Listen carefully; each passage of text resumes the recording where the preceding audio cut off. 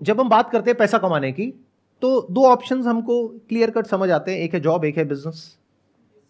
हम इसकी बात नहीं करेंगे। तीसरा ऑप्शन एक और है जो यूट्यूब पर भरा पड़ा है कि ये कर लो, ये करने से इतना पैसा कमा लोगे, उसको भी हटा देते हैं। मतलब इस सेशन का टॉपिक कर देते हैं how to make money without doing anything. कैसा लग रहा है? कितनों को लग रहा है कि मैं ऐसी हवा में बात कर रहा हूं? कितनों को लग रहा है कि मैं अगर कुछ बोल रहा हूं तो वो बात लॉजिकल होगी और मैं जो बोल रहा हूं अपने एक्सपीरियंस के बेस पे बोल रहा हूं? मतलब इतना विश्वास है आप लोगों को मेरे ऊपर कि यहां पर मैं किसी नए स्कैम को शुरू नहीं कर रहा हूं। मतलब ये नहीं है इस सेशन के एंड में मैं आपको कहूंगा कि निकालो 1000 रुपए 1000 रुपए 1000 रुपए 1000 रुपए 1000 रुपए और मैं आपको कहूंगा यहां पे पैसा लगा दो, मुझे दे दो और वो पैसा इतना हो जाएगा। ऐसा कुछ तो आपको नहीं लग रहा ना कि यहां पर होने वाला है? पूरा ट्रस्ट है आप पे? पूरा ट्रस्ट है। कितनों को पूरा ट्रस्ट है मेरे ऊपर? बढ़िया। टॉपिक ये है कि how to make money, and when I am talking about money I am not talking about little money, I am talking about a lot of money without doing anything. इसमें आगे बढ़ने से पहले आपको समझना होगा the concept of compound interest. कितने लोगों को समझ आता है? कितने लोगों को समझ नहीं आता है? ठीक है, तो यहीं से शुरू करते हैं। एल्बर्ट आइंस्टाइन का नाम कितनों ने सुना है? आप में से सबने सुना है। एल्बर्ट आइंस्टाइन ने कहा है कि compound interest is the 8th wonder of the world. 7 wonders हमको पता है, तो 8वां जो अजूबा है वो है कंपाउंड इंटरेस्ट। जिसको इसकी नॉलेज है वो इतना अमीर हो सकता है जिसकी कोई हद नहीं है, और जिसको इसकी नॉलेज नहीं है वो इतना गरीब हो सकता है उसकी भी कोई हद नहीं है। और 99% लोगों को अगर इसकी नॉलेज है भी तो ऊपर ऊपर लेवल पर है। जिन्होंने हाथ अभी ऊपर भी किया था ना, उनको भी बहुत बेसिक सी नॉलेज है, डीपली नहीं समझते हैं। एक क्वेश्चन पूछता हूं आप लोगों से। चेस में 64 स्क्वायर्स होते हैं, तो मान लो अगर हम पहले स्क्वायर के ऊपर 1 चावल का दाना रखें, अगले स्क्वायर के ऊपर 2 चावल के दाने रखें, तीसरे पे 4 दाने रखें, चौथे पे 8 दाने रखें। अगर इस तरीके से हम करते जाएं तो एंड तक पहुंचते पहुंचते, यानी जब हम लास्ट स्क्वायर पे पहुंचेंगे तो कितने चावल के दाने होंगे? Near about approx 1 lakh sir. 1 lakh के आसपास? Yes sir. Anybody else? Sir, I think more than 10 lakh. 10 lakh से ऊपर हो जाएंगे? Yes, sir. तो मतलब आपका जो दिमाग चल रहा है वो चल रहा है मैक्सिमम लाखों तक, और अगर किसी का दिमाग चलेगा तो वो चल जाएगा करोड़ों तक। क्या हो अगर मैं कहूं कि जब तक आप आखिरी उस पर पहुंचोगे, जो आखिरी बॉक्स है, तो वहां पर आपको चाहिएंगे 18 जीरो। कितने करोड़ होते हैं ये? बोल तक नहीं पा रहे हो, इतने चावल के दाने हो जाएंगे वहां पर। इससे क्या समझ आ रहा है कि compounding is actually the 8th wonder of the world. जिसको इसके बारे में नहीं पता था, या जिसको पता भी था, उसने भी इमेजिन नहीं किया होगा कि इतना बढ़ जाएगा।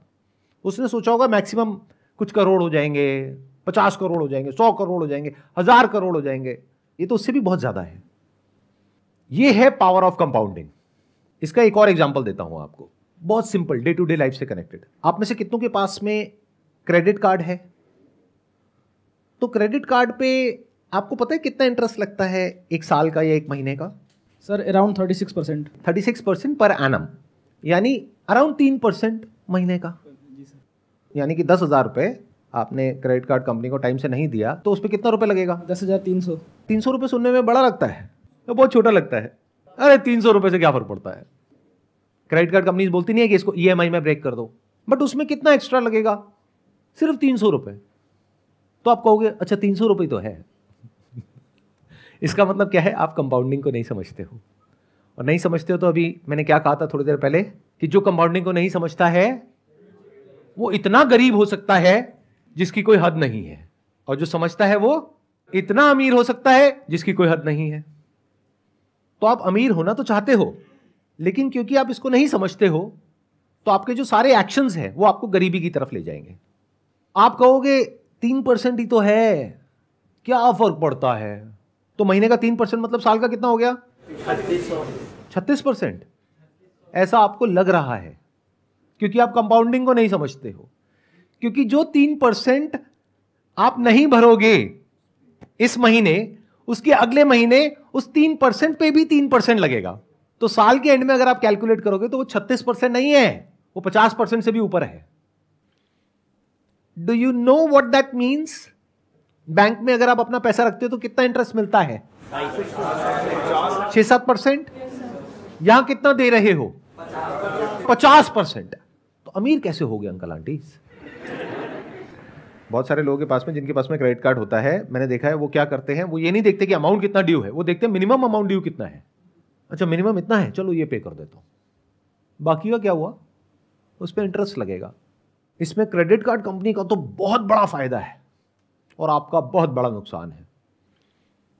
तो इस सेशन से पहली चीज जो आपको सीखनी है, जो मैं बोल तो रहा हूं लेकिन मुझे पता है कि आप नहीं सीखोगे, वो ये है कि कभी भी जो आपको ईएमआई पे करनी है उसको डिले मत करो। क्योंकि अभी अगर आपने ये सोचा कि 10,000 के ऊपर 300 रुपए है, तो कल आप ऐसे ही सोचोगे कि 1 लाख के ऊपर 3,000 रुपए तो है। तो अगर आपको मेरी ये बात समझ आ गई है तो ये आपको बचाएगा गरीब होने से। अब दूसरे एस्पेक्ट पे आते हैं कि अमीर कैसे होते हैं इस फंडे को यूज करके। सबसे पहला स्टेप है, अगर आज आपकी एज है 20-22 साल, तो आपको क्या करना है, जो कर रहे हो वही करो, उसको अच्छे से करो, यानी कि पढ़ाई लिखाई। मान करके चलते हैं 25 साल की एज तक आते आते आपकी कहीं पर अच्छी जगह पर जॉब लग जाती है, क्योंकि आपने अच्छे से तैयारी करी है उस जॉब के लिए। ये हो गया जॉब सेगमेंट। दूसरा हो गया कि आपने 20 साल की एज से अपना कुछ करने की कोशिश करी, यानी कि बिजनेस। उसमें से 10 में से 9 फेल हो गए, लेकिन 25 साल की एज तक पहुंचते पहुंचते एक बिजनेस एक स्टेबल पोजीशन में आ गया है, जहां से आपको महीने का ₹1 लाख आ रहा है। तो चाहे जॉब के रास्ते से चाहे बिजनेस के रास्ते से, मैं मान करके चलता हूं कि 25 साल की एज तक आपको महीने का ₹1 लाख आ रहा है। बट क्या ₹1 लाख महीना आपको बहुत अमीर बना देगा? क्या इस सच को देख पा रहे हो? आई एम नॉट श्योर कितने लोग देख पा रहे हैं, क्योंकि इन्फ्लेशन बहुत तेजी से बढ़ रहा है। 5 साल बाद जो आप ₹1 लाख महीने का कमाओगे, उस टाइम उसकी वैल्यू आज के हिसाब से अंदाजा 50-60 हजार रुपए होगी। तो बहुत ज्यादा नहीं है। अभी सुनने में आपको लग रहा होगा ₹1 लाख महीना, बट बहुत बड़ा नहीं है। तो अगर आप इसको अचीव कर लेते हो, तब हम नेक्स्ट स्टेप पे जा सकते हैं। यानी क्या, 25 साल की एज में आपने ₹1 लाख महीना कमाना शुरू किया, यानी साल का कितना कमाया? ₹12 लाख। 5 साल में कितना कमाया? 60 लाख। 40 लाख आपका खर्चा हो गया, 20 लाख आपने बचाया, वो भी अगर बहुत सेंसिबली आपने अपने खर्चों को कंट्रोल किया तब। अगर बेवकूफों की तरह किया तो कुछ नहीं बचने वाला, उल्टा उस वक्त आप कर्जे में होगे। लेकिन अगर तरीके से जिया, सेंसिबली जिया, बिना अपने आसपास में लोगों को देखे कि वो क्या कर रहे हैं, बल्कि इस गोल के साथ में कि मेरे पास में 30 साल की एज में 20 लाख की सेविंग होनी चाहिए, क्या ये रियलिस्टिक है या आप कहते हो नहीं इतना भी नहीं हो सकता है? अगर इतना भी नहीं हो सकता है तो पहले इसको पॉसिबल करो, फिर बारी आएगी कि how to make money without doing anything. अगर कोई आपको आकर के ये बोल रहा है कि आपके बैंक अकाउंट में कोई पैसा नहीं है, आपके बैंक अकाउंट में 10,000 रुपए है और हम आपको करोड़पति बना देंगे, तो वो 10,000 रुपए आपके अकाउंट से निकलेगा, उस आदमी के अकाउंट में जाएगा, और आपके जैसे और बहुत सारे बेवकूफ मिलेंगे जिनके सबके पैसे उसके पास में जाएंगे। तो आप बनो ना बनो, वो पक्का बनेगा करोड़पति। तो ये मैंने आपको इसकी एलिजिबिलिटी बता दी। 5 साल में कितना कमाया? 60 लाख। 20 लाख आपने बचाया, तो उस 20 लाख का आप क्या करने वाले हो 30 साल की एज में? बहुत सारे लोग तो बहुत ही बड़ी बेवकूफी करते हैं। यानी क्या, ये पैसा उनके बैंक अकाउंट में पड़ा होता है, इसका मतलब उनको कंपाउंड इंटरेस्ट के बारे में कुछ भी नहीं पता है। तो अगर आप ये बेवकूफी करने वाले हो या अभी कर रहे हो, तो सबसे पहले उस पैसे की एफडी करा लो, क्योंकि सेविंग में इंटरेस्ट है 3-4%, एफडी में है 7%। और आजकल तो बहुत सारे बैंक्स ऐसे हैं जहां पर ऑटोमेटिकली ये काम हो जाता है। अब जो न्यू एज बैंक्स हैं वहां पे ये काम ऑटोमेटिकली हो जाता है, यानी आपको मैनुअली नहीं करना पड़ता, कि जैसे ही आपका बैलेंस एक पर्टिकुलर अमाउंट के ऊपर जाता है तो ऑटोमेटिकली एफडी बन जाती है, ऑटोमेटिकली टूट जाती है, उस पर पेनल्टी भी नहीं लगती है। ऐसे भी बैंक्स हैं, तो रिसर्च करो ऐसे कौन से बैंक्स हैं। इसका कितना बड़ा बेनिफिट होगा आपको, अभी आप कैलकुलेट नहीं कर सकते, जैसे वो चेस में आप कैलकुलेट नहीं कर पाए थे। 10-20 साल में अमाउंट कितना बड़ा हो जाएगा आप सोच भी नहीं सकते, अगर सिर्फ यही करते हो जितना मैंने कहा है। तो क्या जो मैंने कहा था वो एक लेवल पे सच नहीं हो गया है? How to make money without doing anything. अभी देखना, एक एक स्टेप हम और आगे बढ़ते रहेंगे। मतलब आपने क्या किया, दो काम करे अभी तक। एक, कोई भी ऐसा लोन नहीं लिया जिसका इंटरेस्ट बहुत हाई हो, एक आपने ये किया। दूसरा, पैसे को आइडल नहीं छोड़ा, अपने सेविंग्स अकाउंट में या करंट अकाउंट में उसकी एफडी करा ली। अगर सिर्फ ये दो काम करे तो you are already making a lot of money without doing anything. लेकिन अब आप कहते हो कि नहीं सर, ये जो तरीका आपने बताया इसमें मैं समझ रहा हूं कि मैं पैसा कमाऊंगा लेकिन मैं और कमाना चाहता हूं, तो उसका क्या तरीका है? तो अब ध्यान से समझना कि पैसा कमाते कैसे हैं, यानी वेल्थ कैसे क्रिएट होती है। अपना एग्जांपल दूं, उससे आई थिंक आप ज़्यादा अच्छे से रिलेट कर पाओगे। हमारा जो बिजनेस है वो है स्टॉक फोटोग्राफी का। आप में से कुछ लोगों को पता होगा, कुछ को नहीं पता होगा, क्योंकि उसके बारे में मैं बात नहीं करता अपने सेशंस में, बट शॉर्ट में बता देता हूँ वहाँ पे हम क्या करते हैं। हम कुछ इमेजेस प्रोड्यूस करते हैं या फोटोग्राफर से लेते हैं, फिर उसको आगे उसका लाइसेंस देते हैं बड़े बड़े ब्रांड्स को। तो जितनी भी आप एड्स देखते हो न्यूज़पेपर्स में, मैगजीन्स में, ऑनलाइन ऑफलाइन, उसमें जो बड़े बड़े ब्रांड्स की जो एड्स होती हैं जहाँ पर कुछ मॉडल्स होते हैं, मान लो कुछ फैमिलीज हैं, कपल्स हैं, वो जो फोटोग्राफ्स हैं वो there is a strong possibility वो हमसे लेते हैं अगर वहाँ पर कोई इंडियन फेस है तो, क्योंकि इंडियन फेसेस की हमारी पूरे वर्ल्ड की सबसे बड़ी कलेक्शन है। लेकिन आने वाले टाइम में इस बिजनेस के ऊपर एक बहुत बड़ा थ्रेट है because of AI, artificial intelligence. क्योंकि अब क्या हो रहा है, बहुत सारे ऐसे सॉफ्टवेयर आ गए हैं, बहुत सारे ऐसे प्लेटफॉर्म्स आ गए हैं जैसे मिड जर्नी है, जहां पर के आप जाओ और कुछ प्रॉम्प्ट दो और वो आपको बिल्कुल रियलिस्टिक इमेजेस बना करके दे देगा। तो अगर वो इमेजेस वहां से आपको फ्री में मिल जाएगी, ऑलमोस्ट फ्री में मिल जाएगी, तो कोई हमसे इमेजेस क्यों खरीदेगा? देखो तीनों सिनारियोस पकड़ लेते हैं कि मेरे अपने बिजनेस में कितने रिटर्न आने वाली है गोइंग फॉरवर्ड अगले 5-10 साल में। या तो 0%, या अगर कुछ बहुत कमाल का हमने कर दिया जो हम कर रहे हैं तो 10%।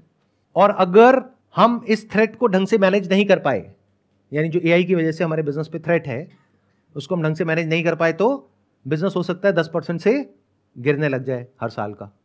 तो मैंने कैलकुलेशंस करी कि अगर मेरे पास में इतना अमाउंट है, अगर उसको मैं अपने बिजनेस में लगाता हूं तो वहां पे in the best case scenario return आएगी 10%।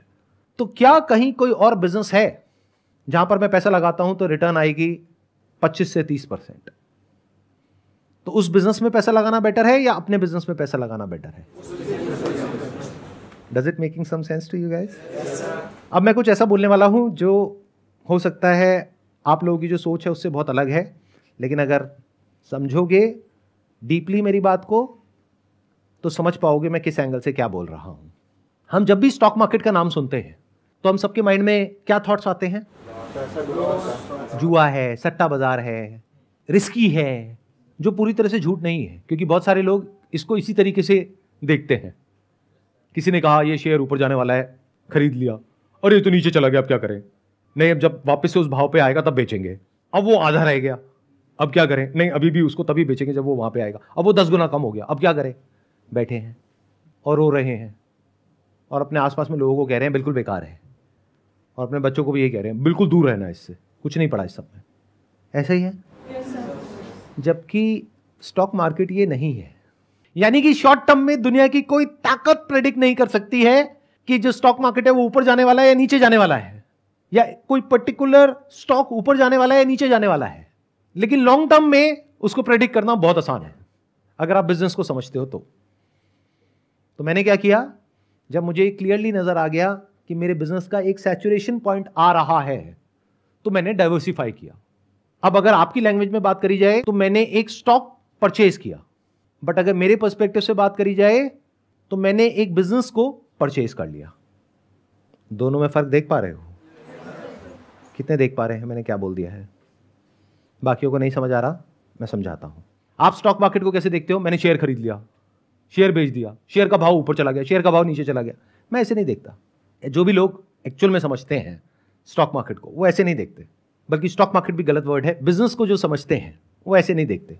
वो कैसे देखते हैं कि स्टॉक का जो प्राइस है वो डिसाइड होता है based upon sentiments in the short term, कि मार्केट के सेंटिमेंट्स कैसे हैं, मार्केट में ग्रीड है या फियर है, जिसको बोलते हैं बुल रन है या बियर मार्केट है, उसके बेस पे स्टॉक के प्राइसेस डिसाइड होते हैं। एक बिजनेस की वैल्यू होती है 100 रुपए, उसका प्राइस होता है 20 रुपए, और एक बिजनेस की वैल्यू होती है 100 रुपए, उसका प्राइस होता है 1000 रुपए। मार्केट में ऐसा सब कुछ देखने को मिलता है। तो अगर ये बात आपको समझ आ रही है तो प्राइस को देखोगे सिर्फ इस पॉइंट ऑफ व्यू से कि जो उस बिजनेस की एक्चुअल में वैल्यू है उससे मुझे सस्ता मिल रहा है या उससे महंगा मिल रहा है। बट रोज बैठ करके ये नहीं देखोगे आज ऊपर चला गया तो मैं खुश हो रहा हूं, नीचे चला गया तो दुखी हो रहा हूं। जैसे अगर आप अपना कोई बिजनेस भी करते हो तो उसको क्या सोच करके करते हो कि आज मैंने बिजनेस शुरू किया, अरे ये बिजनेस तो बढ़िया है, अरे ये बिजनेस तो बुरा है, ऐसे करते हो? या बिजनेस में एक विजन होती है कि 1 साल बाद क्या होने वाला है, 2 साल बाद क्या होने वाला है, 5 साल बाद क्या होने वाला है, 10 साल बाद क्या होने वाला है। तो ये देखना आपको आना चाहिए। अब ये कैसे आएगा? एक बुक है बेंजामिन ग्राम की, which is the intelligent investor, उसको पढ़ो। उससे क्या होगा, आपको बेसिक्स समझ आएंगे स्टॉक मार्केट होता क्या है। उसके अलावा एंटरप्रेन्योरशिप के ऊपर बहुत सारी बुक्स है, वो पढ़ो। अगर आप जॉब कर रहे हो तब भी, क्योंकि आपको बिजनेस समझ आना चाहिए। अगर आपको समझ आ रहा है कि बिजनेस क्या है और स्टॉक मार्केट क्या है और लॉन्ग टर्म इन्वेस्टिंग क्या होती है, कंपाउंडिंग क्या होती है, तो स्टॉक मार्केट आपके लिए एक जरिया है या तो एक नया बिजनेस करने का, या जो अपना बिजनेस कर रहे हो उसके अलावा एक और बिजनेस में डाइवर्सिफाई करने का, जो मैंने किया। यानी आज से 6 महीने पहले मैंने क्या किया, पूरे स्टॉक मार्केट को देखा, यानी इंडियन स्टॉक मार्केट। फिर उसमें से फाइनली ढूंढ करके, मेरे 100 पैरामीटर्स हैं, उसमें मैंने देखा कितनों पे टिक हो रहा है। किसी बिजनेस में 50 पे टिक हो रहा है, 50 पे नहीं हो रहा है, किसी में सिर्फ 10 पे टिक हो रहा है। फाइनली एक ऐसा बिजनेस मिला जिसमें 100 में से 99 पे टिक हो गया है। इससे बेटर अभी तक मुझे और कुछ नहीं मिला है। तो उस बिजनेस में मैंने एक काफी अच्छा स्टेक ले लिया आज से 6 महीने पहले। आज की डेट में मेरे 2 बिजनेस हैं, एक मैं मालिक हूं इमेजेस बाजार का और एक मैं मालिक हूं एक बैंक का।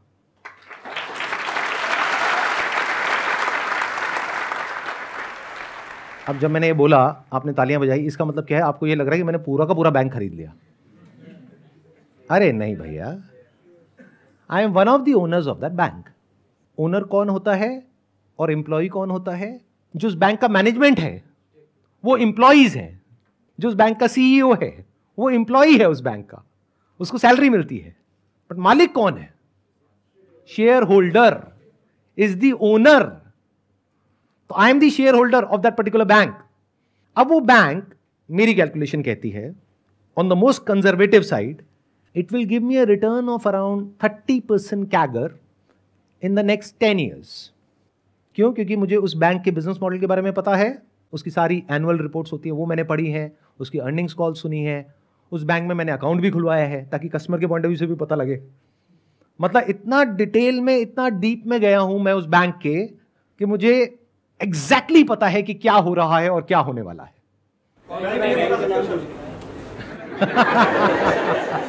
सर एक काम करो ना सर, बैंक का नाम ही बता दो। बिल्कुल नहीं बताने वाला। क्यों? क्योंकि अगर मैं ये बताता हूं तो 2 वजह है ना बताने की। एक, लीगली ये बताना ठीक नहीं है from the regulation point of view, कि मैं ऐसे अगर आता हूं और आकर के आपको बताता हूं तो वो एक तरह से सलाह हो गई। तो I can not give you any advice. तो मैं आपको नहीं बता रहा कि उसका नाम क्या है, खुद फिगर आउट करो। अगर मैंने आपको नाम बता भी दिया बैंक का, आपने खरीद भी लिया, तब भी आप डरे रहोगे। जैसे उस बैंक के शेयर का प्राइस है वो मानो 1 साल बाद आधा रह गया। तो वैसे तो आपके पास में मेरा फोन नंबर नहीं है, लेकिन अगर होगा तो फोन करोगे, सर ये क्या हो गया, सर मैं लुट गया, मैं बर्बाद हो गया। क्यों? क्योंकि स्टॉक मार्केट तो समझ आया नहीं है आपको, ना बिजनेस समझ आया है। Never blind trust anyone. Blind trust का मतलब यही है कि आप कुछ देख ही नहीं पा रहे हो, बस किसी के पीछे पीछे चल रहे हो। वहां पर हमेशा डर रहता है। आंखें हैं आपके पास में तो देखो, कान है सुनो, दिमाग है समझो कि जो मैंने कहा वो क्या है, और जरूरी नहीं है वही करना है जो मैंने किया, क्योंकि आपको पता ही नहीं कि मैंने क्या किया और किस प्राइस पॉइंट पे किया। जिस प्राइस पॉइंट पे मैंने इन्वेस्ट किया आज ऑलरेडी उससे 50% ऊपर है वो। तो क्या ये प्राइस पॉइंट ठीक है या नहीं है इन्वेस्ट करने के लिए? हो सकता है हो सकता है ना हो, मैं क्यों बताऊं, खुद फिगर आउट करो। तो ये जो आपको क्रच चाहिए होता है ना आगे चलने के लिए, I am not giving you a crutch, I am just telling you how to think. मतलब आपको सब कुछ पता होना चाहिए उस इंडस्ट्री के बारे में, उस पर्टिकुलर कंपनी के बारे में, उसके प्रमोटर्स के बारे में, बिजनेस के बारे में आपको समझ आना चाहिए कि बिजनेस क्या है, क्या हो रहा है, कैसे होने वाला है, अभी वो बिजनेस किस फेज में है। आपको पता होना चाहिए नेचुरल ट्रैक्शन क्या होता है, यानी कि वो बिजनेस अपने आप बढ़ रहा है, यानी एक बैंक के स्टैंड पॉइंट से अगर समझा जाए तो उस बैंक के डिपॉजिट्स बहुत तेजी से बढ़ रहे हैं। यह सिग्नल है कि पब्लिक को ट्रस्ट है उस बैंक के ऊपर। इसलिए जो मैंने अपना सेकंड बिजनेस किया, यह भी कहना गलत होगा, किया, जिस सेकंड बिजनेस में मैंने इन्वेस्ट किया वो बैंक में किया, क्योंकि इंडिया में जो आरबीआई है वो बहुत स्ट्रांग है, उसकी जो रेगुलेशंस है वो बहुत ही कमाल की है। और आपको एक बहुत मजेदार बात बताता हूं जो हो सकता है आप में से बहुत सारे लोगों को पता भी नहीं होगा। आपने जॉब करी, आपने 20 लाख रुपए कमाया, आपने क्या किया, उस 20 लाख की एफडी करा दी। आपने कहा ये सब जो आपकी बातें हैं ना मेरे को नहीं समझ आती, मैं तो एफडी करा रहा हूं। 20 लाख आपका एफडी में पड़ा है, मान लो वो बैंक डूब गया, बंद हो गया, तो उस 20 लाख का क्या होगा जो आपने एफडी कराई है? ये बात पता है? कितनों को नहीं पता है? हाथ ऊपर करो। मतलब आपका 5 लाख रुपए इंश्योर्ड है, बाकी 15 लाख गया। तो जिसको आप और आपके पेरेंट्स बहुत सेफ समझते हो वो भी सेफ नहीं है, बल्कि मैं ज्यादा सेफ हूं, क्योंकि आप तो एफडी करा के भूले पड़े हो। तो आपको तो तब पता लगेगा जब न्यूज में आ जाएगा। मैं तो मालिक हूं ना उस बैंक का, तो मैं उसको मॉनिटर करता रहता हूं, उसकी अर्निंग्स कॉल सुनता रहता हूं, उसकी जो क्वार्टरली रिपोर्ट्स हैं उसको स्टडी करता रहता हूं। तो कहीं भी कुछ भी गड़बड़ हुआ तो सबसे पहले मुझे पता लगेगा, उसके 6 महीने, 1 साल या 2 साल बाद आपको पता लगेगा। तो जैसे ही मुझे पता लगेगा उस दिन मुझे एक बटन दबाना है और वो सारा पैसा मेरे बैंक अकाउंट में आ जाएगा। उस बैंक अकाउंट में नहीं जो बैंक डूबने वाला है किसी दूसरे बैंक अकाउंट में। तो ये ज्यादा सेफ है, ये ज्यादा सिक्योर है। नॉलेज के बेस पे एक्ट करना, specially if that knowledge is backed by facts, data and right understanding, that is much more safe and secure than blindly चलना। तो अगर मेरी बात आपको समझ आ रही है तो शॉर्ट टर्म में अब वो जो आपने इन्वेस्टमेंट करी है वो चाहे ऊपर जाए चाहे नीचे जाए आपको फर्क नहीं पड़ने वाला। जैसे अपने घर में फर्क नहीं पड़ता। क्या आपने घर का प्राइस रोज चेक करते हो सुबह उठ करके? सुबह जा करके, मतलब ऑफिस जाते वक्त या ऑफिस से आने के बाद में, क्या अपने घर के पास में जो डीलर है उसके पास में जाकर के बैठ जाते हो उसके ऑफिस में, भाई आज मेरे घर का क्या दाम है? भाई आज तो 50 लाख रुपए है। अरे कल तो यार 51 लाख रुपए था, आज 50 लाख हो गया। आज क्या भाव है भैया? आज 52 लाख है। अरे मजा आ गया। अरे भाई बेचना हो तो खुश हो या परेशान हो। यानी अगर मैं अपने एग्जांपल दूं तो ये जो बैंक, एक ऐसा भी फेज था आज से आई थिंक 4-5 महीने पहले, जब वो बहुत नीचे चला गया, बहुत मतलब 10-15% टूट गया, तो मैं दुखी नहीं हुआ। आज वो स्टॉक बहुत ऊपर है, तो अगर मैं आपको नंबर बताऊंगा तो आपके पैरों के नीचे जमीन निकल जाएगी सुन करके, लेकिन उसकी वजह से मैं खुश नहीं हो रहा हूं। अब एक काम करते हैं, अब मेरे को छोड़ते हैं, आपकी बात करते हैं। यानी 30 साल की उम्र में आपके पास में 20 लाख रुपए है, उसमें से 10 लाख रुपए आपने अपने पास में रखा, जिससे कि अगर कभी कोई प्रॉब्लम आ जाए एकदम से तो आपके पास में इतना पैसा होना चाहिए इमीडिएटली। बचा 10 लाख रुपए, तो 10 लाख रुपए को आपने इन्वेस्ट करा। अगर मेरे स्टैंड पॉइंट से देखोगे तो ये टाइम अच्छा है बैंक में इन्वेस्ट करने के लिए, क्योंकि अगर इंडिया की इकोनॉमी को ग्रो करना है तो बैंकिंग सिस्टम को तो ग्रो करना ही पड़ेगा। तो अगर आप इंडिया की जो ग्रोथ स्टोरी है उस पर आपका विश्वास है तो बैंकिंग सेक्टर तो ग्रो करेगा ही, बिना उसके जो इंडियन इकोनॉमी है वो ग्रो नहीं कर सकती। India is one of the fastest growing economies in the world. तो for India to grow in the next 10 years, 20 years, banking system has to grow.